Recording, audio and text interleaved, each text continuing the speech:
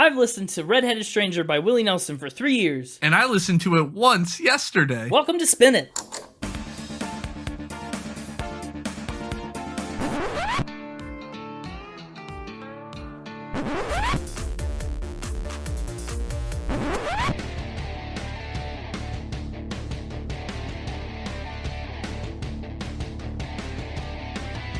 Hello, everybody, and welcome back to Spin It, the record ranking podcast for people who would rather be listening to music. I'm James. That's Connor. It's 2023. What a time to be alive. Whoa. We're in the future. I mean, that's true about every episode we put out. It comes out in the future compared to when we record it. Yeah, but it doesn't feel that way. The year date is always the same normally, so I don't feel like we're in the future. But fair point. We're in 2022, and this is a 2023 episode. That's it is. Future right there. Yeah, it is. And we're talking about a year that was well before either of those years. Yeah, 2019. No, 1975. Whoa! Yeah, I know. And it's been a minute. Wait, I thought we already did an episode on 1975. Oh, no, that's the 1975. They're a different band. Yeah. They're still making music in 2022. And that's who we're doing today? No. Willie Nelson is who we're doing today. And he's also still making music in 2022. You know who didn't make any music in 2022? You? Yeah. Connor Hippen and Hobbin album's still coming.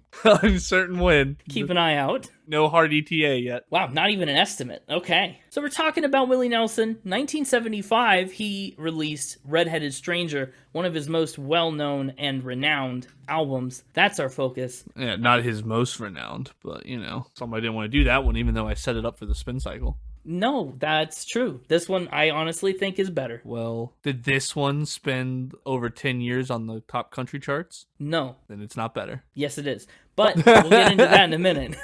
So you obviously have some history with Willie Nelson. Yeah. What do you know? Everything. Well, then Factor Spin is going to be difficult. Why? I don't play Factor Spin. Well, touche. But you've listened to a lot of Willie Nelson, is my point. Not a lot, maybe, but some. Oh, yeah. I know a decent amount. I have too. Especially growing up. He's one of my favorites of the outlaw country, and honestly, just country music in general. I just like him a lot. And I knew when you brought up Stardust in the Michael Bublé episode that you were going to be upset, because I was always going to take Redheaded Stranger as our Willie Nelson album from the get-go. Okay, but Stardust spent 540 weeks on the Billboard 200. That's over 10 years. I mean, come on. Yeah, but I think Redheaded Stranger is where it's at. It's a good album. I'll give you that. Exactly. But for those who aren't as familiar with Willie Nelson, why don't you go ahead and tell us about him? Good plan. I like that plan. Willie Nelson, just like our last artist, Nina Simone, was born in 1933. She's actually just about 2 months older than him. Cute, right? I know. What if they were friends as babies? They weren't, but what if they were? Think about that. That would have been cool.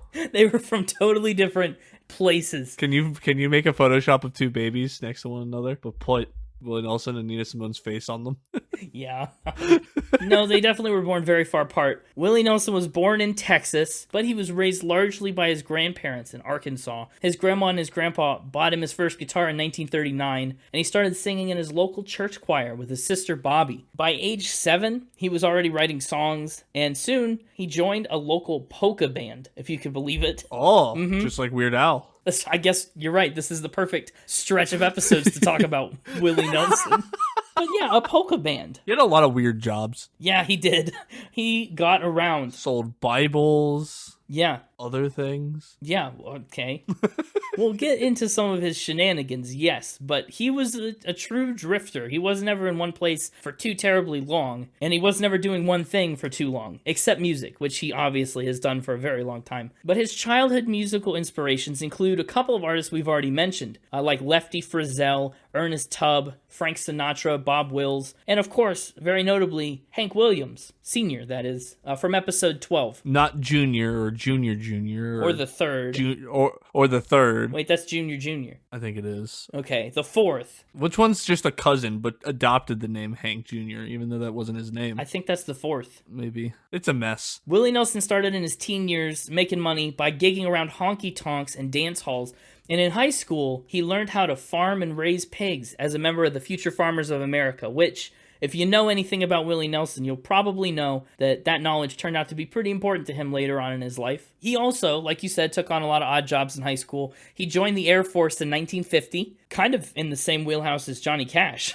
Actually, Yeah. it's more likely that he hung out with Cash than Nina Simone, but As babies. as Air Force babies. Oh, now I'm just imagining cute little babies in Air Force uniforms, but with Johnny Cash and Willie Nelson's face. I need you to make that one as well while you're at it. It's going to be a lot harder. He was only there for 9 months. He had some medical issues that led to his discharge. But in 1956, he and his wife, Martha Matthews, moved to Pleasanton, Texas, and he got a job as a DJ, a disc jockey, at a radio station. Some of his earliest recordings he made using that equipment, and he sent demos around to a bunch of different labels. Naturally, they were all rejected. The next 5 years of his life kind of followed that same pattern. Relocate, do some odd jobs, record, get rejected, repeat, for a couple of cycles. He even hitchhiked his way from San Diego all the way to Oregon, which is a really long way to hitchhike. Have you ever hitchhiked anywhere? Yeah. Where? Can't disclose that information. Oh, top secret hitchhiker. Yeah. I see. This is going to be really off topic and not make the episode, but what happened to Grimace? Grimace? Yeah. I thought he got bought. Yeah, but like what happened after that? Like he got bought, but nothing ever came of it. I just saw a picture of him. How? Why or why? Stop it. Okay. Anyway, continue. Anyway, by 1960, Willie was living in Nashville, Tennessee, and he was spending a lot of time hanging around downtown and the Grand Ole Opry, which you'll remember is the barn dance show that helped popularize country in mainstream media. It had been running since the 1920s. It was like the show to be on, Opry Tangent. Nice little Opry tangent there. Yeah. But Willie was hanging out in a local honky-tonk, Tootsie's, which you and I actually went to. You might remember it. Yeah. Yeah, we had lunch there. They have a great grilled chicken sandwich. There you go. Maybe he was eating one of those.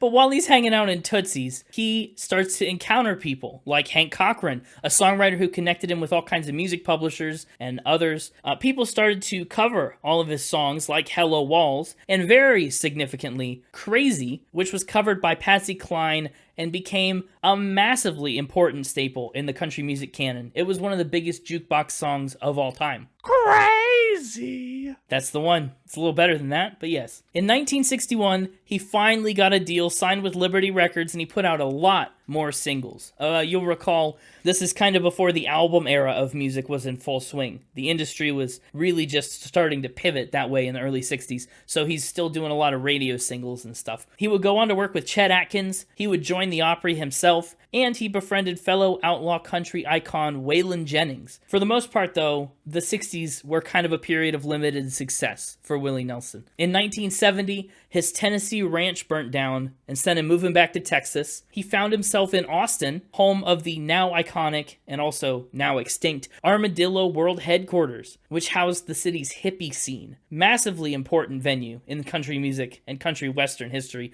It gave birth to this interesting blend of country, jazz, and blues music that people came to know as the Austin Sound, redneck rock, and cosmic cowboy music. I think we actually mentioned the Armadillo World Headquarters on our Stevie Ray Vaughan episode too, because he played there. Really? Yeah. Along with Ray Charles, Frank Zappa, ZZ Top, Springsteen, and more. Lots of people made their way to Armadillo. Willie's success and his newfound confidence that he gained as he was able to make the sound for himself at the Armadillo really inspired him to come back into recording. So he put out a record called Shotgun Willie in 1973, followed shortly by Phases and Stages, which is a concept record about divorce. And then we get to 1975, today's subject, his 18th studio album, Redheaded Stranger, and it's another concept album. You know how I love those. I know you do, and I hope you love this one. You're getting better about them. There's never been a single concept album I didn't like, and there's no audio history to say otherwise. Dark Side of the Moon was a rough one, but you've been better about some of the other concept albums. I think I rated Dark Side of the Moon very accurately. You say that every time, and every time I disagree. Yeah.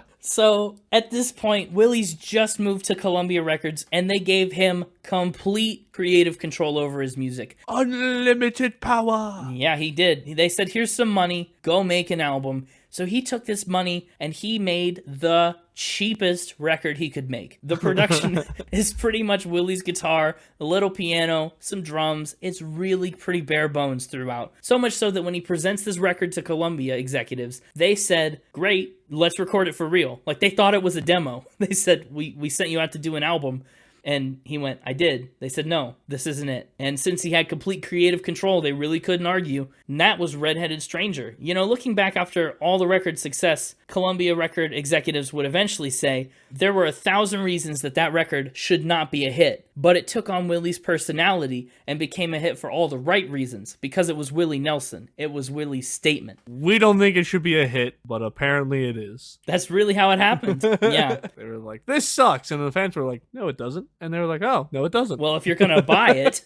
So, a little bit about Red-Headed Stranger, some background info. The concept of the record, you know, it's about love and murder and fugitives. We'll dive into it a little more. But it was a massive success. He based the idea for the album off of Arthur Guitar Boogie Smith's song called Tale of the Red-Headed Stranger. And he basically sat down and came up with this story pretty spontaneously. He threw in a few other cover songs that he wanted to incorporate into the mix and tell the story with. His wife at the time, Connie Kepke, kept track of all of his thoughts and his lyrics as he made them up on the spot so that he could record them later. And here's a fun fact for all you recording technology nerds out there. I'm sure there's some of you.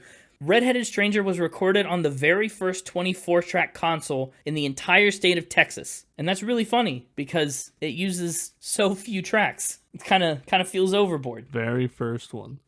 To date, Red-Headed Stranger has gone multi-platinum, and almost single-handedly, it elevated Willie Nelson to country music superstardom. Blue Eyes Crying in the Rain was Nelson's first #1 hit song, and the whole album has really stood the test of time behind it. Rolling Stone ranked it at number 183 on its 500 greatest of all time list. It made it into the National Recording Registry in 2010. Country Music Television, CMT, named it the best album in country music. And in 1986, Nelson even got to star in a film based on this record. He played the Red-Headed Stranger himself, which is a nickname that Willie still bears to this day. Yeah. Even though his hair is pretty gray now. But, as I'm sure you know, Willie's ongoing career, again, he's like in his 90s, but his career, he's still putting out music. It's got a lot more bullet points and interesting stories. So I'm going to hit you with the quick facts. Fast fire facts with Spin It. That's right.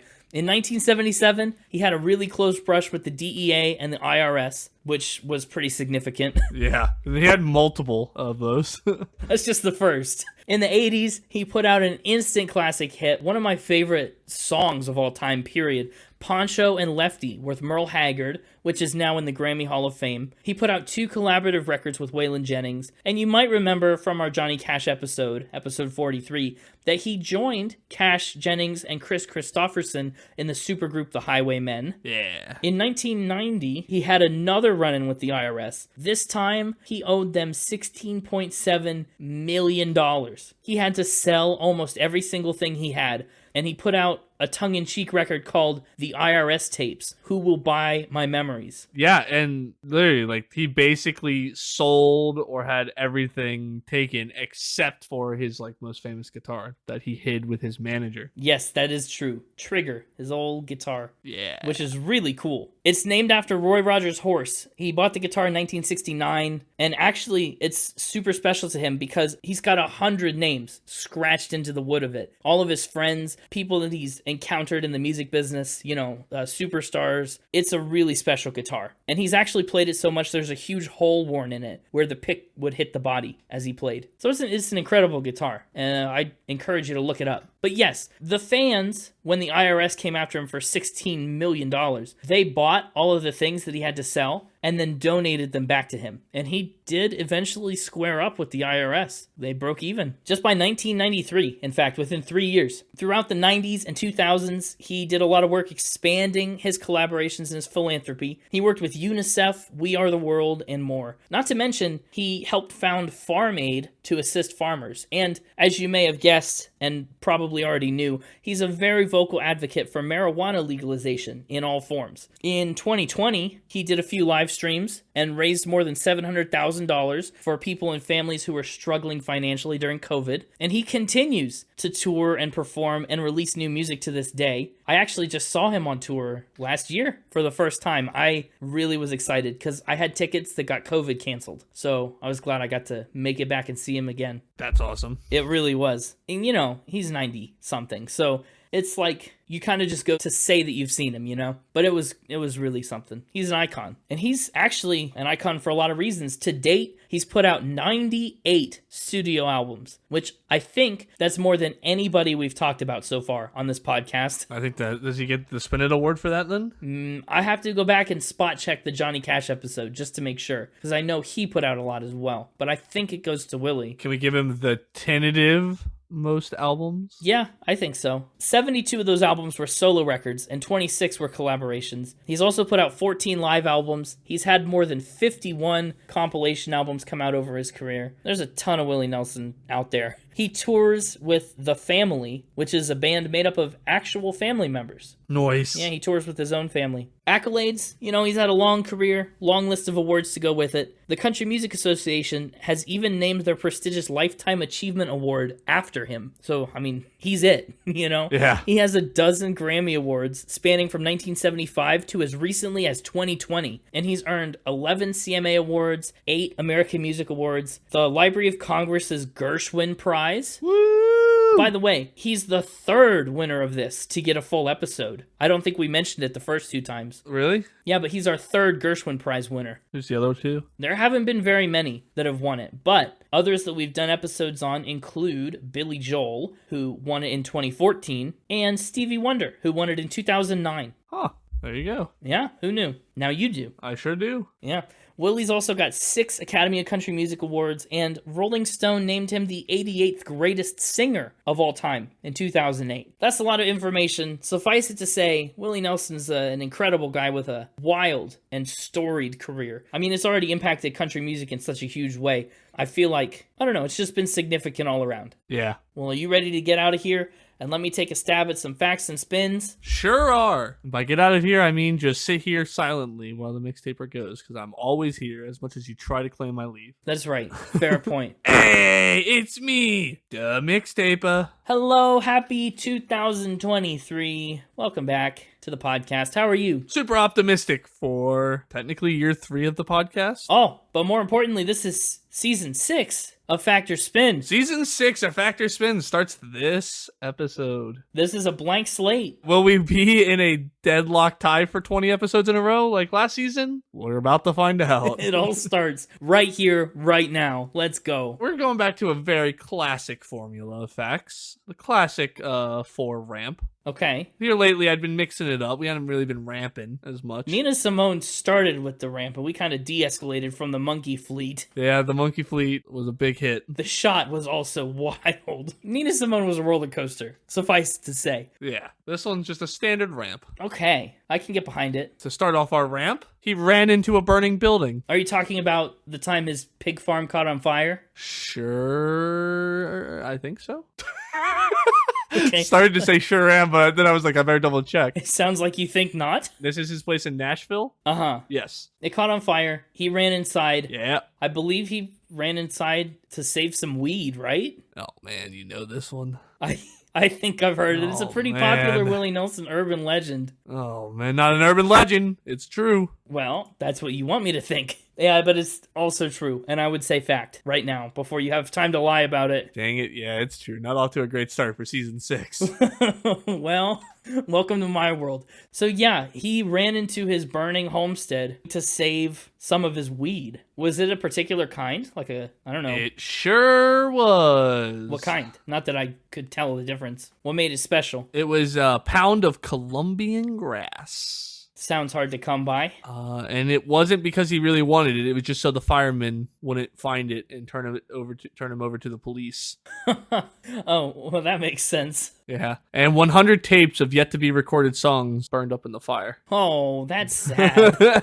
Yeah. But that's Willie Nelson for you. Yep. All right. Well, good thing that was just the beginning of our ramp. Yeah, we started at the bottom. Up next, he wrote his famous song On the Road Again on a barf bag. Oh, on a barf bag. Okay. This sounds familiar as well. He wrote On the Road Again. He must not have been on the road at the time. Sounds like, did he have a barf bag on the road? Because when I think of barf bags, I think like airplanes. Yeah, he was on an airplane. Yeah, so he was very far from the road, in fact. Not necessarily. Where do your airplanes travel? I would say they can be on the road. It just he wasn't this time. Just saying, airplanes have the Whatever. ability to be No. on the road. Yeah, but no, but yeah, whatever. So, just is that how inspiration struck? He was just up in the air and he said, I like this. I need to write it down before I forget. I have nothing else to write on. Barf bag. Is that the story? No, he was asked to write it while on the plane. Oh, by whom? He was on the airplane with Sidney Pollack and Jerry Schatzberg, who was the director of the movie Honeysuckle Rose. Oh. They were looking for songs for the movie and just started asking if he had any ideas. And he was like, I don't know. What do you want the song to be about? Like, something about being on the road. And Willie's like, you mean like on the road again? I can't wait to get on the road again. They're like, yeah, that's great. What's the melody? He's like, no idea. And then wrote it all out on a barf bag. But here's the song. Yep. And that was probably pretty close to the final version. He's just good at making up lyrics. Yeah. I think this is true. It sounded familiar when you said it, and I can't shake the feeling that it's probably factual. You're going to be really mad. Did you pull a technicality on me? You're going to be really mad. What'd you do? I told a true fact. I'm not really mad, actually. I'm pretty happy with that. You know what's interesting? Hank Williams also wrote his song on an airplane. Hey, good looking. Yeah. So I guess if you want a really good country song, hop on an airplane and get somebody to ask you to write it. Sounds like when it's time to write some of Connor's Hippin' and Hoppin' album, we're going on an airplane ride. Let's do it. Spin it in the air. Bring plenty of barf bags. All right, the next up on our ramp, getting a little more ridiculous. Okay. He had an interesting rival. Rival, you say? Yeah. Who is he rivals with? Gidget. I'm sorry. Sorry, he was a rival with Gidget? Yeah. Okay, that's a deep cut. For all of you who may not be aware, Gidget was like a teenage girl on a TV show in the 1960s. Okay, that's not the Gidget I'm talking about, but that's hilarious. What? Is there another Gidget? Yeah. Who? What? How? Gidget is the name. You wouldn't know them by this name, but that's their real name. You would probably know them as the Taco Bell Chihuahua. Sorry. That's even better. Told you we were ramping up. Willie, you're telling me Willie Nelson has a rivalry with the Taco Bell Chihuahua. Yeah. Amazing. Had. Unfortunately, Gidget has passed away. Well, that means Willie won. Oh, no. So, what happened? Is Willie not living Moss enough? Is he thinking inside the bun too much? What's the conflict here? So, you might not know this. You might. I don't know. You leave things out of your rundown that you know, apparently. So far, I don't know anything about this. I promise. You mentioned his run-in with the IRS, multiple run-ins. Yeah. Where he had to like sell all of his stuff and do the IRS tapes and everything. Well, another way he helped get some of this money was to do a Taco Bell ad. Okay. With the dog. No. Oh. The Taco Bell Chihuahua first appeared in 1997. This would have been at the early 90s when all the IRS stuff happened. Right. So why the rivalry? When does that get started? Well, Willie Nelson sees these Chihuahua commercials. Is he mad that the Chihuahua's doing better than him? And when asked in an interview, says, I'm not a big fan of that Chihuahua. I think my commercial is better. Oh, okay. A competition. Did he try and make another commercial to one-up the Chihuahua then? No. Oh, so they weren't really rivals? They just kind of advertised for the same company? No, because while he didn't do another commercial, he did do a photo shoot with Gidget. Oh, yeah. And they got along, right? Is that... According to Willie Nelson and Gidget's owner, Gidget did not like Willie Nelson. Oh, no. They actually had a hard time doing the photo shoot because Gidget would growl at Willie Nelson anytime he got too close. That's hilarious. So I think the feeling is mutual. I think the two of them have this rivalry. They both think they're the better Taco Bell mascot. I don't know what to say. I think they're both really great Taco Bell mascots. This is a fact also. I think you've got a third fact. I think I got a third true fact. I think you're hitting me with facts today. I'm pretty convinced this is true. If you made this up, no, you didn't. There's no way. This has to be real. Why Gidget the Taco Bell Chihuahua, if not this being a real fact? You ask why, and my response back is, why not? This is a spin. This is a spin? This is a spin. Oh, I liked it though. It's another one of those ones I wish it was true. So I saw that he did the Taco Bell commercial as part of the IRS thing, and I was like, I want to do something with that. What would be a fun thing to do with that? And I remember the Taco Bell dog, and I was like, whatever happened to the Taco Bell dog? So I looked it up. I was like, let's just do a rivalry thing where like Willie Nelson thinks he's better than the Taco Bell dog. I'm sure he was. I did find out Gidget, the Taco Bell dog, did also appear in a Geico insurance commercial and was the Chihuahua in Legally Blonde 2, Red, White, and Blonde. Oh. Well, how about that? Yeah. So if you watch Legally Blonde 2, Red, White, and Blonde, you're seeing the Taco Bell dog. I never knew. And now for the final round. What's up next? He almost went to jail for murder. That is a heck of a ramp. Yeah. So he almost went to jail for murder. That doesn't mean he did or almost murdered someone. Correct. Did he almost murder someone? That's what the police thought. What's the situation? What did the police see or learn that make them suspect Willie Nelson? Boy, all right. This is going to be a hard one for you to ask questions on. It might be easier if I just fact dump you. I Just spew information. just spew information at you and let you soak it up. Okay. Feel free to interrupt me at any time with a question. All right. I'm going into sponge mode. So, I'm going to give you some names here, all right? Okay. You got Willie Nelson. Willie Nelson, main character. Yeah, Protagonist of the fact. Potential murderer. Suspect number 1. correct. Then you got Sonny Cross, one of his road managers. Okay. And then you have a blind woman referred to as Miss Mass. Miss Mass. Those are our 3 players here that are named, at least. Everybody else is just the police as a blanket term. Okay, sure. So, Nelson, right? A lot of money problems. Yes. Yeah. Not paying people, not paying the government like he should, right? Maybe not paying his manager like he should. No, having his manager steal money from him is kind of some karma. Oh, yeah, that's true. I did know about this. Yeah. Sonny Cross embezzled $400,000 from Willie Nelson. That's a lot. And actually, that's one of the reasons he got into trouble with the IRS is because he thought everything was kosher. Turns out the higher-ups that were handling his money were doing some shady business. Yeah. There's a lot of people that had their greedy little hands in the Willie Nelson pot. Sonny Cross being one of them. Not his pot. He would never let anyone touch that. But his money, yes. That's funny. That was good. Thank you. So, Willie Nelson finds out about this one and tells Cross, hey, you better pay me back, or when this tour we're currently on ends, I'm going to sue you for everything you got and you're out of here, sort of deal. Logical, yeah. Yeah. To set the scene, they're about to go do a radio show the next day. Okay. So Sonny Cross shows up, gets a message that says, please use the side entrance. You come in through the side, don't go in through the front. Oh, no. Did he die? So he goes to the side entrance. Yeah. When all of a sudden, there is a pair of gunshots that go off. Just bang, bang. Yeah. The disc jockey, who was in the radio hall or I hate whatever, it. Yeah. comes running out. What does he find? Willie Nelson and Miss Mass in the alleyway. She's Okay. screaming, help, help, this somebody's been shot. And Willie Nelson's going, Jay Cross, he's dead. What happened? What? Is he dead? The police are called. Hold on. Oh yeah, Jay Cross is dead. Jay Cross dies. There were 2 gunshots. The road manager is dead, and Willie Nelson is outside with Miss Mass and a gun? Yeah, I guess Jay Cross is also Sonny Cross. His real name starts with a J. Okay. So Sonny Cross, Jay Cross, same person. Right. I just want to make sure. They use the terms interchangeably here. You made a very specific point to name all the characters and then Yeah. change their names halfway through the story. Yeah. Whatever. Well, Go on.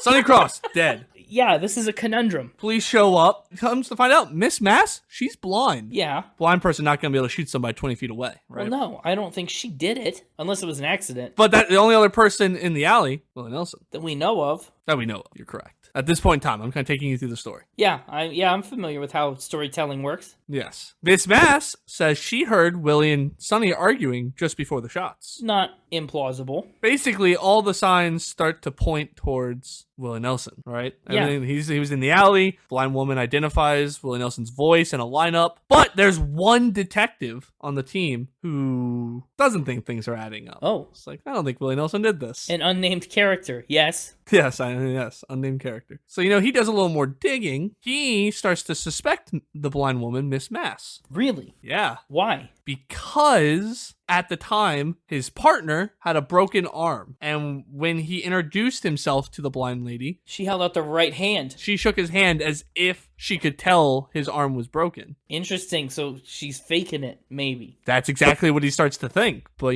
turns out she has been blind since she was like a child. Her family got in a car accident. Her parents both died. She was left blind. Certified. Yeah, right. He doesn't give up, though. It's a pretty wild hunch to go on here. Yeah. A wild thread to start unraveling. He learns that she had a slip and fall in a grocery store here a couple months back. Hit her head, but decided not to sue the grocery store. Oh, yeah? Yeah. And I don't know how, but that gets him thinking. He thinks he's figured out what's happened. So what does he do? It gets wild. This is why this is the final ramp. Yeah, you're right. I couldn't have asked any questions about this. Yeah, I know. He hires a streaker.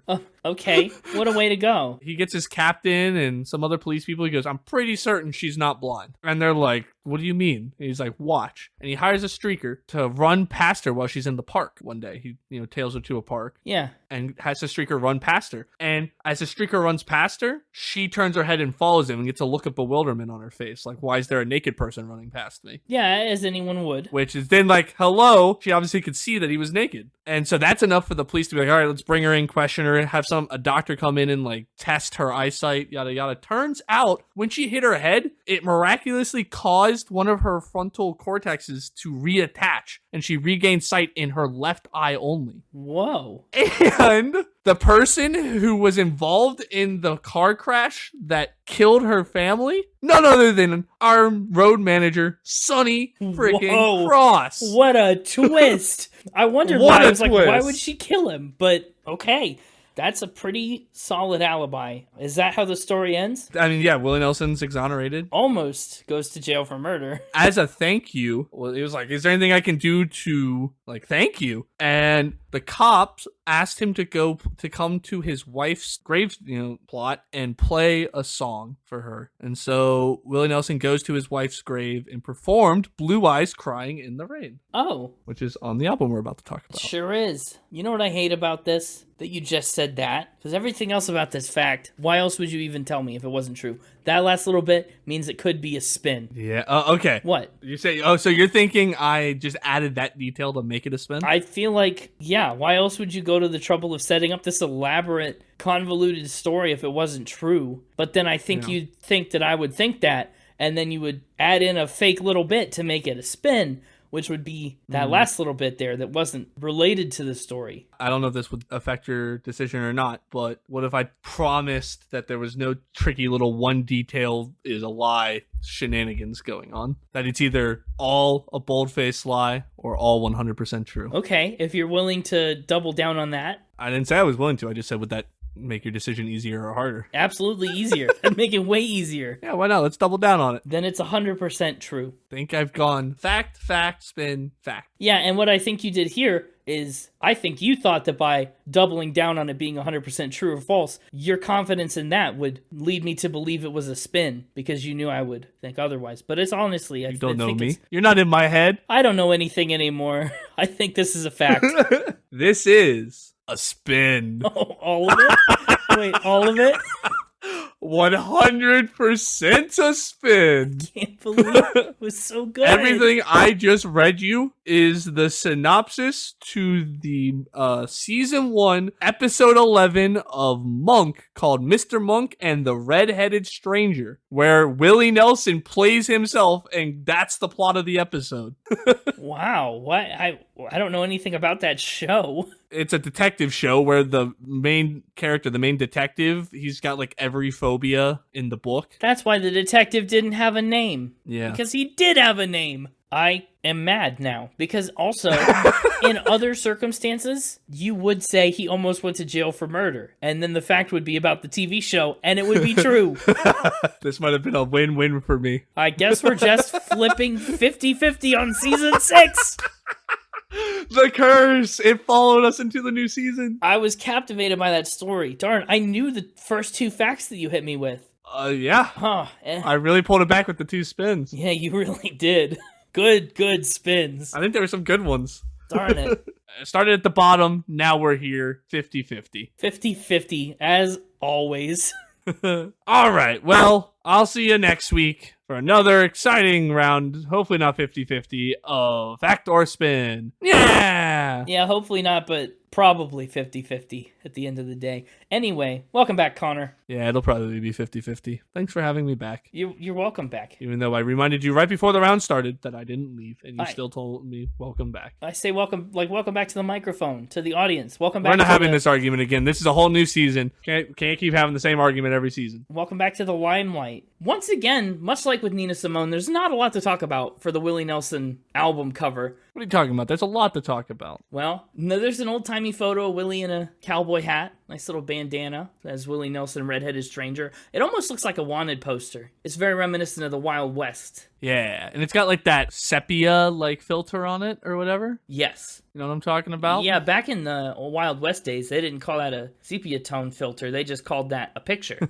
Yeah, let's talk about this album. I'm excited. I've listened to it a couple times, getting ready for this episode, because it's just so easy to listen to. Before we dive in, I think it's important to remember right from the start that this is a concept album. It tells one big story from top to bottom, so we'll flesh out the story as we go along, and we'll kind of get more songs and details and emotions that get added to the mix. This one is really interesting because, you know, some concept albums we talked about have been written specifically for their concept. Every song was created around a certain theme. This one is a little bit of a cover compilation concept, where some of these songs he wrote, but some of them are covers he's woven into the larger story that he's trying to tell, which I think is really cool. Makes this album pretty unique. Yeah. You forgot your catchphrase last time. No, I was just waiting on you to start the transition, and then I was going to jump in with it. I was ready. Okay, now we're going to talk about track 1. Let's spin it. Okay, you really were ready. You weren't kidding. Nailed it. Uh-huh. Track 1 is Time of the Preacher. It's a bit of the setup for the whole album. So let's set the scene. The year is 1901, way back in the outlaw days, and we get the introduction of our main character, the redheaded stranger, the preacher. Basically, Screaming like a panther. yeah, screaming in the dead of the night, which is objectively the most terrifying time to hear a panther scream, I think. Yeah, I don't know. Maybe. It's probably up there, top 10. Top 10 times to hear a panther scream, dead of night. Willie Nelson will use the theme that he uses in this song time and again as this really great vehicle for the story. You know, if there's some kind of important action that happens in between songs or outside the bounds of where these other tracks go, Willie kind of uses the preacher theme like it's a narrator to keep the story moving. And that's really cool. And like I said, it introduces us to the preacher. He's our main character, this rough and tough traveler who's on this journey to find himself after, as we'll get into, an unfaithful lover leaves him for another man. And that's the part where we learn that, yeah, he cried like a baby and screamed like a panther in the middle of the night. Yes. The song kind of ends by opening the door into this album and inviting us to really enter the world of the story. He says the preaching is over and the lesson's begun. And I think it's really ironic that the time of the preacher is after the preaching is over. Like he's coming into his story at a really interesting time. Yes, that is interesting. It really is. And that melody is just so iconic. It's just a really good melody. Yeah, it's the glue that holds the whole album together. Yep. And we start off his story through the first person perspective with a look back at the night before on I Couldn't Believe It Was True. We got on the horse with the preacher as he started his journey. Now we get to see what led to that heartbreak through his own eyes, which is, you know, the night that his woman ran off. Yes. Much like the title says, you know, he comes home to find that she's left and he simply can't believe it's true. But he sprinkles in these little lines to show that he still cares for her a lot. My heartbreaking loss is another man's gain. Her happiness always, I hope, will remain. Like, we can tell that he kind of still wants the best for her for a minute as he's realizing what's gone on and she's been unfaithful. This song is really kind of oddly fast for as intense as the emotions the preacher's feeling are. It's really an upbeat and happy song. Yeah, you'd expect it to be more of a ballad. Yeah, but maybe I guess it's supposed to represent like the urgency he feels. Yes, I think that's exactly what it's supposed to do. He comes home, he realizes she's gone, he starts to panic, and he doesn't even fully commit to believing it. He still holds on to hope that maybe what he thinks is happening isn't really happening. And we kind of carry that on into the next song, Blue Rock, Montana and Redheaded Stranger, kind of a medley together, because he takes off to go find her. And where does he find her? But with her new guy, holed up together in Blue Rock, Montana. And even now, as he walks in on them, he's hoping it's not true, still carrying on in that disbelief. Yep. Yeah, and he finds them together, and you know what he does? Oh boy. Cry like a panther. Well, he maybe cries, but in this moment, he kind of feels all the rage building up inside of him. Yes, he does. He whips out his gun, and he wastes no time. You know, they're still smiling at each other, not even realizing what's about to happen by the time he pulls the trigger and kills both of them in cold blood. This is the first time in Blue Rock, Montana and Redheaded Stranger we hear this little motif that'll be repeated on down the line. Don't boss him, don't cross him. He's wild in his sorrow. As in, this man is hurting and he's angry and he's really, really gonna lash out if you rub him the wrong way. And again, like, just make note of that smiles on their faces line. Yeah. I think this first part of the album goes by so quick. So the first half of the album, right, is Time of the Preacher, which is unique. And then it's I Couldn't Believe It Was True, which is unique. But then we're immediately back into Time of the Preacher's theme again. Then we're into the medley of the next two tracks. Like, he takes the next two, does a little medley of them, and then does them individually after that. So it's a lot of the same motifs and sounds and chord structures and stuff. Just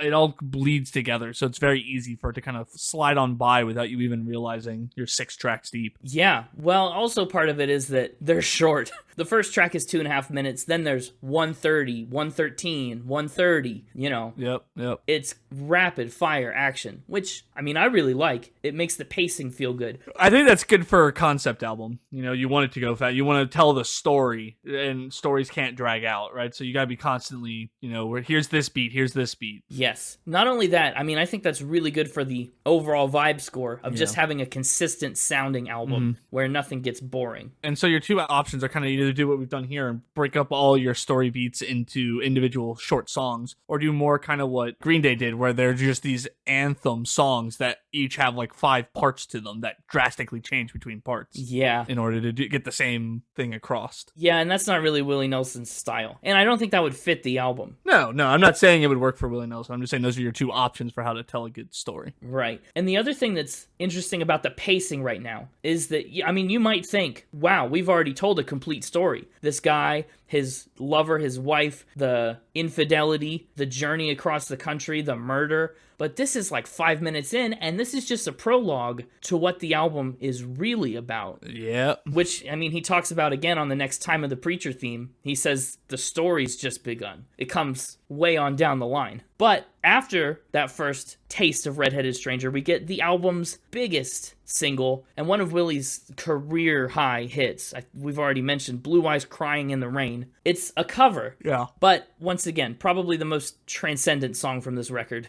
The original was written by Fred Rose in 1945, and early versions came from really notable names like Roy Acuff and our boy Hank Williams Sr. Here's a fun fact too. Later on, in the 70s, it would be the last song Elvis ever played on his piano at home the day that he died. I feel like I knew that. Well, now you can feel like you know it with confidence. Why did I know that? I knew that for some reason. I don't know. Non-concept record versions of Blue Eyes Crying in the Rain are pretty open to interpretation, whether this is about a breakup or a death or some other thing. But in this context, Willie gives the song a very fleshed out framework that it can operate in. This man has just murdered his cheating wife. Yeah. And now he's talking about meeting up yonder in the land that knows no parting. I mean, it's just the peak of the album's emotions. Like, this is the low point, rock bottom for the Red-Headed Stranger. And like this tenderness that we see in Blue Eyes Crying in the Rain instantly turns into a kind of cold bitterness in the next track, the proper full version of Red-Headed Stranger. Yep, which again, was this song in Blue Eyes Crying in the Rain is kind of what the song before with Blue Rock Montana and Red-Headed Stranger kind of bleed together. I mean, Blue Rock Montana is its own part, but the Red-Headed Stranger bleeds in. Yeah, no doubt. This is, once again, the title track, and it's the cover that he built the entire rest of the concept around. Yep. He heard this song first, and that's what gave rise to the entire story. The stranger heads back into town, finds a local bar, and obviously, you know, he's a little irritable after killing his wife, a little distraught. Willie says his heart was heavy as night, and he's taken his wife's little bay pony with him as he heads into town. As he's passing through, this new character lays eyes on the preacher. She's a woman who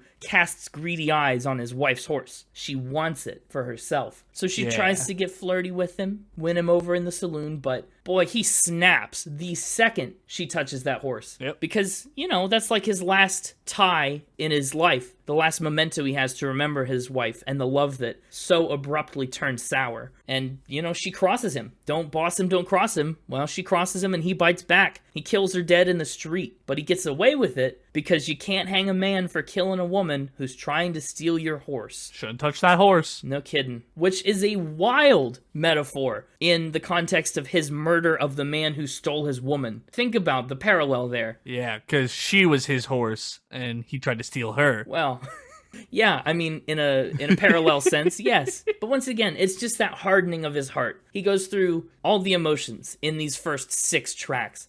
And the rest of the album kind of focuses on a little bit of his redemption arc, which we kind of touch on in the next installment of the Time of the Preacher theme. The narrator comes back. He says, just when you think it's all over, because once again, you think the story is wrapped up at this point, but he says it's only begun. And the first side of the record ends with the 1 minute 46 second instrumental track, Just As I Am. Yeah. The first of a couple instrumentals on this album. There's several. I was surprised, actually, by the amount of instrumentals. It's a significant portion of the B side of this record, is a lot of instrumentals. But Just As I Am is a cover of an 1835 hymn, which makes it also very timely for this 1901 story. Like, this is a song that would have been around back then. It's included here to kind of illustrate the preacher's start of that redemptive journey. The killing, the conflict, the main action is behind us, but we're starting to get more introspective and focus on the recovery from everything that's transpired. Not to say the preacher is blameless in all of this, because He's pretty blameless. he's committed 3 murders. What do you mean? Yeah, but you can't blame him for that. Horses were stolen. You're taking that a little too literally. Here's a point where I want to talk about the medium of actual physical records. Okay. Because you flip over the album, right? You finish this Just As I Am, and we take the first step on the redemptive journey, and you have to get up, walk over, and flip over the record, which starts with the track Denver. Yeah. So it kind of represents this time jump that's happened as the stranger has physically moved to a new location. That's so cool. Yeah, it's awesome. It's something that's missed now when you listen to it on Spotify. Jumps right into it. Yeah, you don't really get that effect. You don't have to have a break in the action, or you don't have to get up and flip a record. The Spotify version should put a 1 minute silent track in there that says flipping of the record. Yeah. It's just a minute of silence. Just to emulate the experience. Yeah, exactly. Yeah, We'll do that on Connor's Hippin' and Hoppin' album. right. Wait, maybe we should do that now. If you're interested in reliving that experience, or kind of emulating it, pause the podcast now. Great. Did you do it? Awesome. We're in Denver now. And then welcome to Denver. It's a new town. Yeah, home of the Denver. There are a lot of things that have homes in Denver. Do you know anything that's from Denver? Can you name me one single thing from Denver? I could name you plenty of things from Denver. How dare you accuse me of not knowing a single thing from Denver? Who do you think I am? You think I'm a Denver denier? You think I don't know what Denver is? Well, it sounds like you're changing the subject without naming anything from Denver. You don't think I know of anything from Denver? Prove me wrong. I don't need to prove you wrong. I It's Denver. don't know you anything. Okay. Stop trying to steal my horse right now. Okay. I'm sorry. Yeah.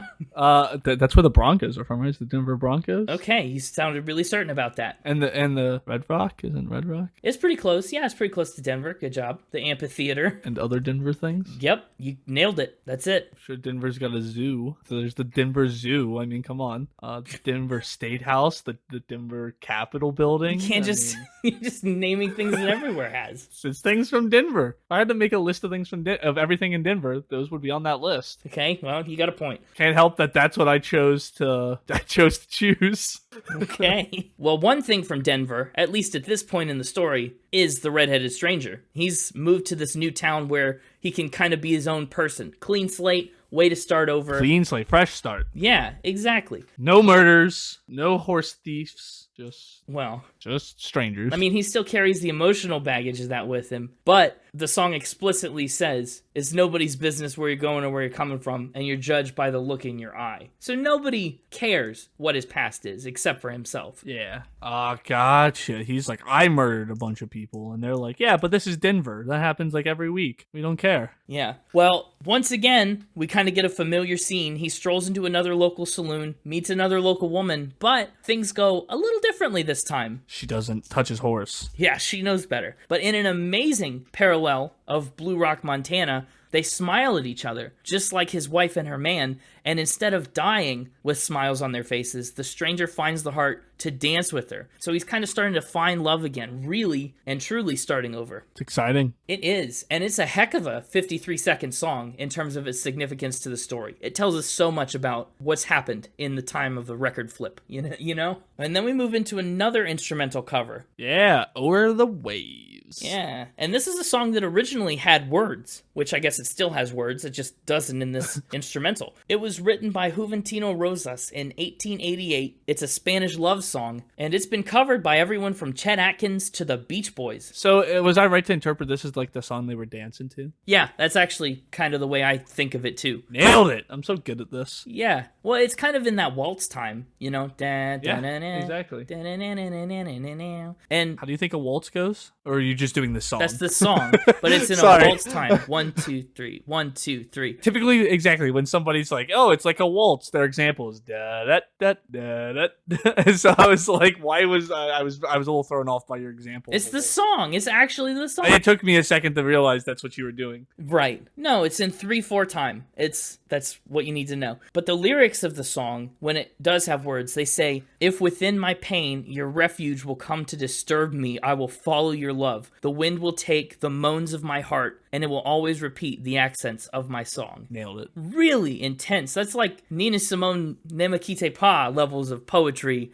I mean, really deep stuff. The stranger's kind of breaking down all these calluses that he's built up on his heart. What is it with other languages just having really great lyrics? Fever, the Nina Simone one, this. Like, it's just other languages are better at writing lyrics to songs than us, apparently. I think that so far seems to be pretty true. But it's nice that we get to see this kind of tender side of the stranger that we really haven't seen much, except for maybe like Blue Eyes Crying in the Rain. But again, that's a rock bottom stranger. This is a stranger on the up and up. And O'er the Waves moves just seamlessly into Down Yonder. Which was my favorite of the instrumentals. Yeah. Just because it was the most different. It was very upbeat. It was a fun change. Yeah, a little honky tonk. Yeah. A little kind of chaotic.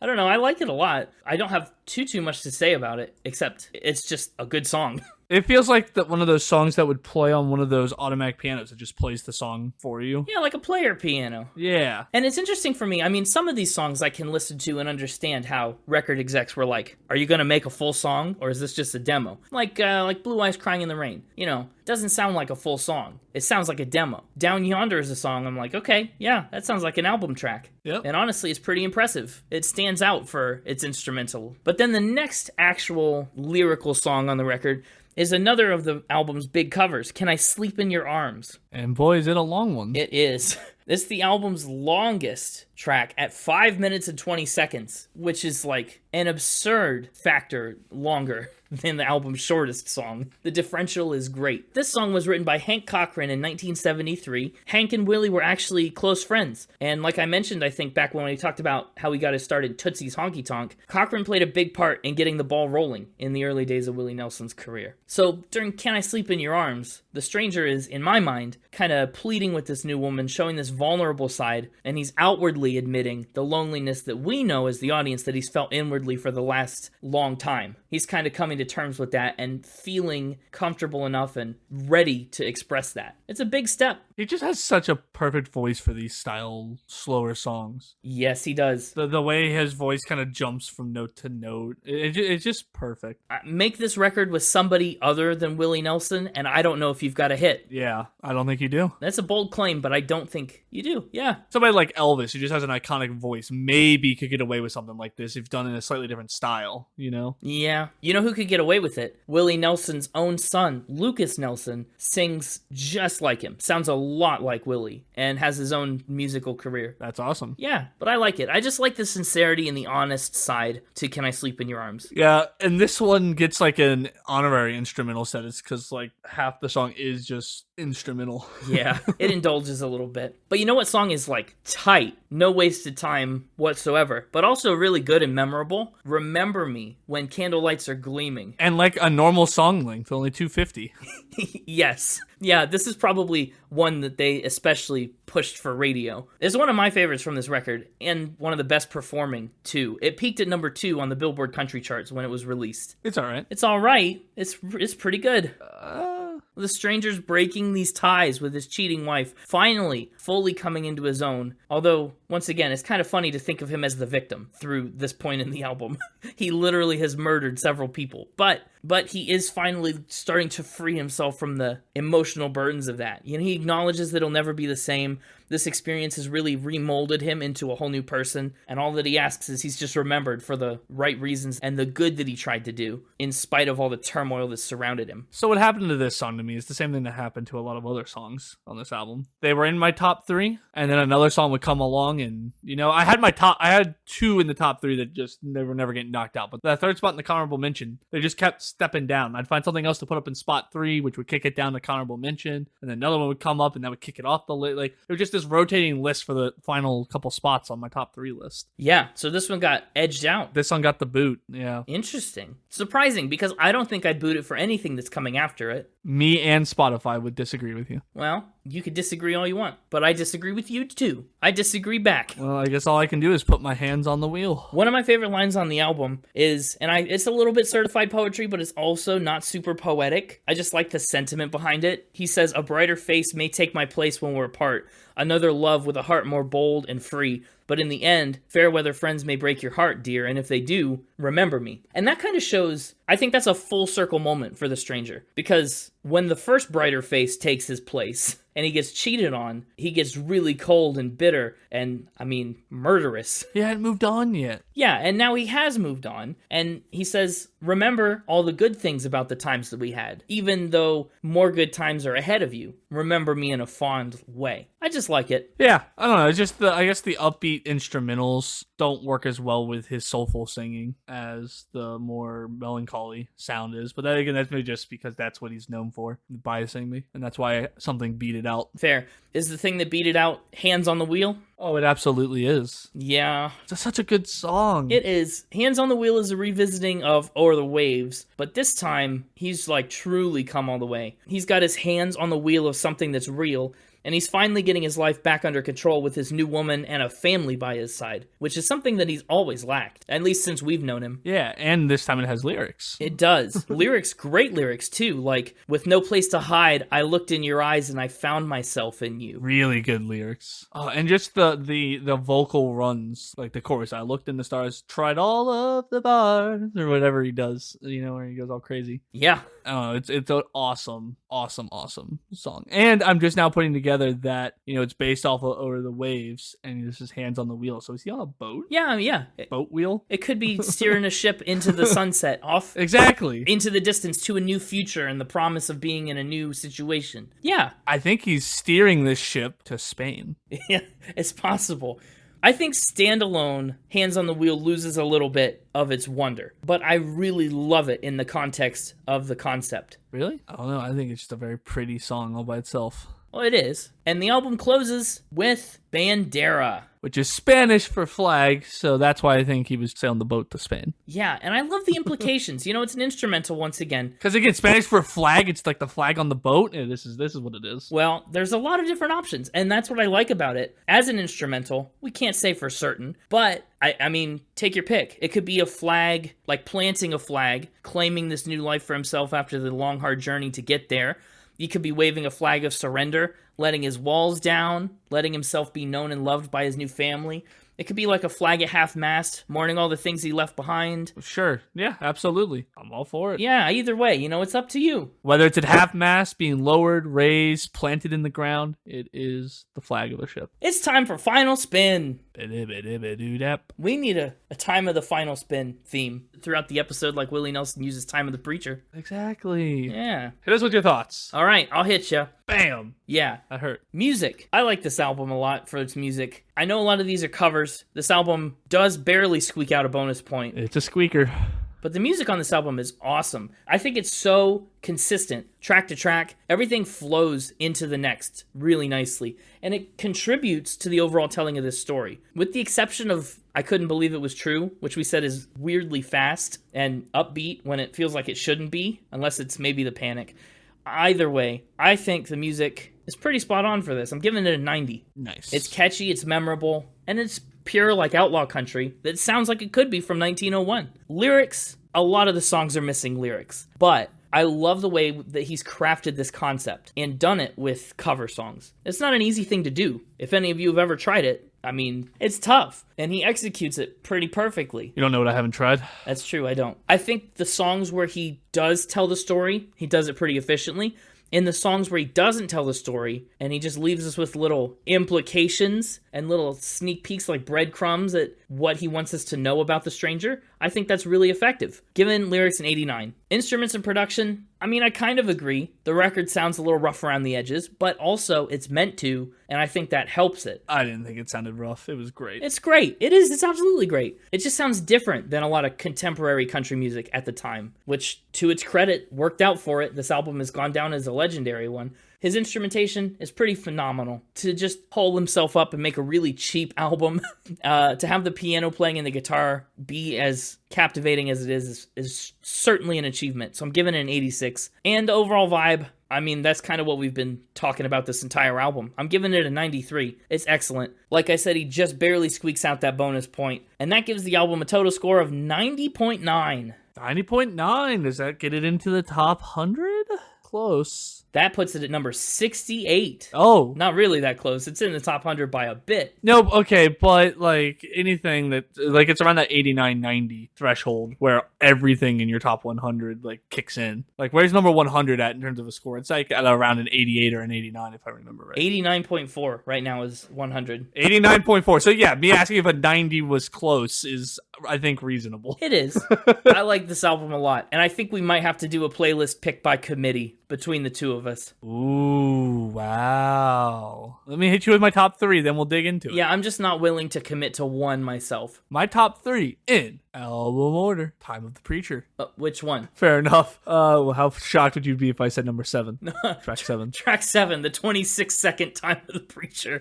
Yeah. Because I said they were in album order, that would have been shocking. Yeah, you would have skipped some massive hits. Yeah. But no, the starting track. Right. The top of the album. The intro. The opening of the door into the concept album. The next one, Blue Eyes Crying in the Rain. Nice. My honorable mention goes to Down Yonder. Oh, okay. That's a pick. Mainly just because there were so many instrumentals, I needed to put one on there. Oh, of course. So it got the honorable mention. That is my favorite instrumental. I'll allow it. Up next, Remember Me, When the Candle Lights Are Gleaming. Yeah. It made its way in. You picked an extra. It means I picked an extra because rounding out number 5 on Connor's top 3, Hands on the Wheel. Solid. Absolutely solid picks. What's your, number 1 pick for the playlist? It's kind of Hands on the Wheel. Really? Not Blue Eyes Crying in the Rain? It's pretty good too, but it's just something about the way he sings and the scales of the vocal notes on Hands on the Wheel just really spoke to me when I listened to it. I really liked it. My ears were smiling. Smiling big. Okay, that's fair. Hands on the Wheel. I don't mean to knock it. I think I sounded a little harsher than I meant to when I was responding to your thoughts on it. Yeah, you sounded pretty harsh. You were like, ugh, how could you?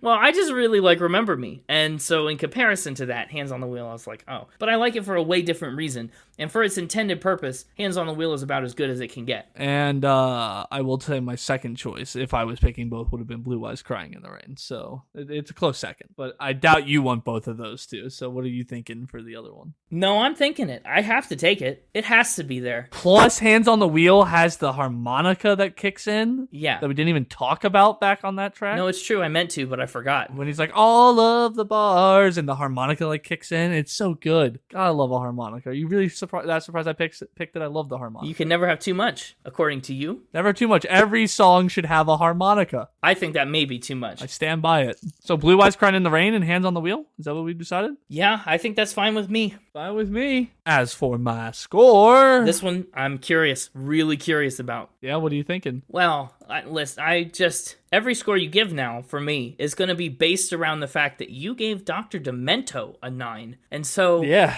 I really don't think this deserves to be below that. This one is getting 9... Oh, a sigh of relief. Famous baby thought experiments out of 10, which is honestly my favorite because that's out of all the things I want you to do, I want you to make those baby photos for me. Yeah, that was definitely unique to this episode. I think it gets 9 famous baby thought experiments, which we were close to having. We had at least 3 or 4 of them. Yeah, all because Nina Simone and Willie Nelson existed as babies at the same time. But yeah, so a 9 from me.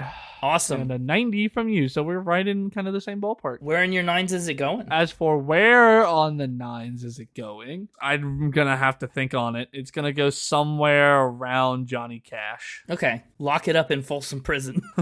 I think that makes sense. There are actually, a lot of similarities between Cash and Willie Nelson on this album in particular. On the two albums we covered in particular, actually. One being a live album and one resembling a demo. Well, happy 2023, everyone. Yeah. If you want some more Spin It content, you can find us on socials everywhere, but not everywhere. Only at Spin It Pod on Twitter, Spin It Pod Official on Instagram, and we're also on Facebook and TikTok and other places, but usually it's Spin It Podcast or Spin It Pod or Spin It Pod Official. You can find us on our website, www.spinitpod.com, and you can find us anywhere you listen to podcasts, including right here. Well, we'll see you next week where Connor has to sacrifice one of his top 4. Ugh, I do. I always hate when I have to do that. Yeah, well, you probably won't hate it next week. I already can predict some thoughts you're going to have about our next episode. That's exciting. Yeah, and we will see how right I am in 7 short days. Stay tuned. And until then, keep spinning. Keep spinning. You know what's interesting about this episode and the song I Couldn't Believe It Was True? What? How often I believed it was true during Factor Spin. I said it was true all 4 times. You really did. I believed it was true way too much. It was only 50-50. I was only right twice. I shouldn't have believed it was true. You want to go fight the Taco Bell Chihuahua? Oh, ooh. We need to find a famous fast food mascot to be an arch enemy usually. Grimace! Grimace! It's Grimace! We hate him!